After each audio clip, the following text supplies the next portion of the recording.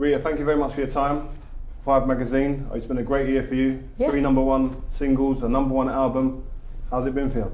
Don't know. It's been no. Yeah, of course I know. It's been very surreal. It's been really quick. I never really expected anything. Do you know what I mean? I've been kind of in and out of deals since I was 14, so I just thought it was another kind of disappointment, like all the other deals that I was in. So when it just started to happen, you really just don't know when your window's gonna come. It just comes like that, and when it comes quick. So I loved it. So, I mean, you talked about your disappointments as a kid. I mean, there's obviously young girls and young guys out there who are on this road to trying to become a superstar. Yeah. How did you kind of pick yourself up and dust yourself down and continue striving for your dream?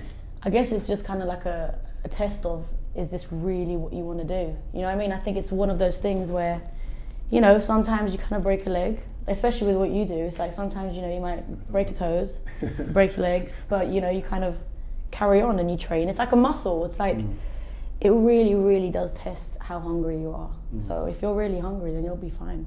Just going back to the beginning, obviously you've got links to your parents from Kosovo. Yeah. You've done a music video there a while ago. I did, for Shine Your Light. But where are you based now, and where are you living?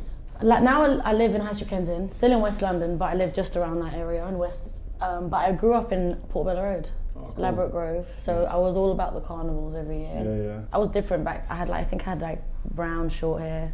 I don't think you would have recognised me. No. So was it cool growing up? Was you one of the loud chicks in your school, or what? Yeah. I was one of the. I went to Sylvia Young Theatre School, so there was a whole bunch of loud singing people walking down the corridors. Yeah.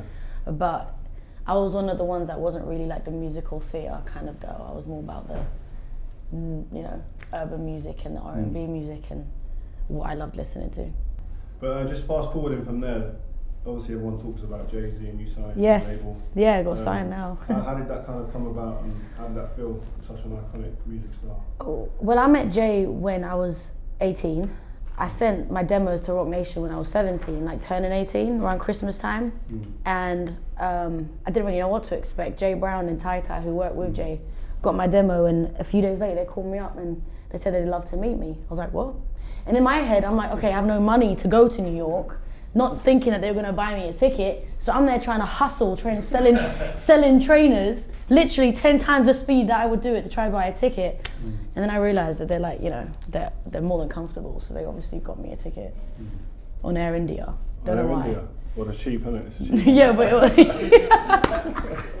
no, but it was funny. It was funny because they had a really funny menu on Air India. Food? Yeah, it was just curry.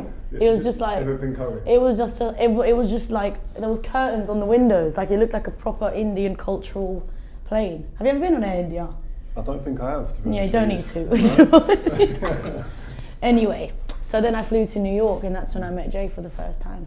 Cool. So when you met him, it was scary. Yeah, it was scary. It was a bit. I didn't know what to expect. I was scared because I knew how much of an icon he was. Yeah.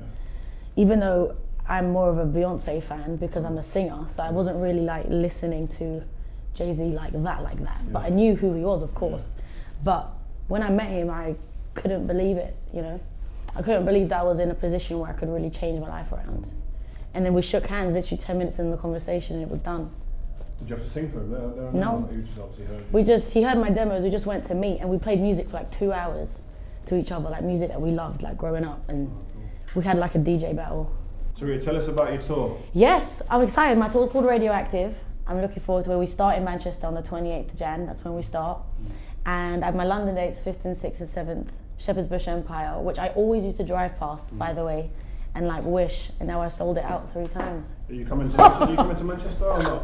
Huh? You coming to yeah, Manchester? It opens in Manchester on the 28th. That's right, as long as I'm looked after. Yeah? You'll be more than looked after. Yeah. I'll give you a ticket, but I know you're a bit of a diva. You might want a box or something like that. I want to be where it's just rough and just ready. I want to be there. Yeah? You want to be like in the grit? All on stage. Okay, yeah, that's it. On stage. Deal. Cool. Deal, we're done. Yeah? All right. Yes. Good luck. Thank you very much. All right.